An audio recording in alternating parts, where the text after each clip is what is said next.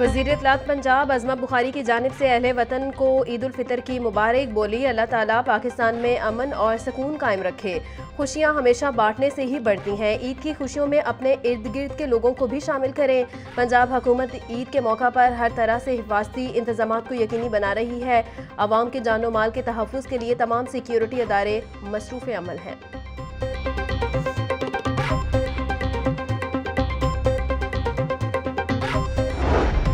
और opposition leader Punjab assembly Malik Ahmad Khan Bachchar की जानिब से तमाम अहले इस्लाम को ईद उल फितर की मुबारकबाद। कहा, अल्लाह ताला इस बाबरकत दिन के सदके सबकी दुआएं कबूल फरमाए। खसूसी दुआ है कि अल्लाह ताला हमारे प्यारे वतन पाकिस्तान को तरक्की, अमन और खुशहाली अता फरमाए। हर मुश्किल आसान हो, मुल्क में मोहब्बत, इत्तेहाद और इस्तेकाम कायम रहे। आमीन।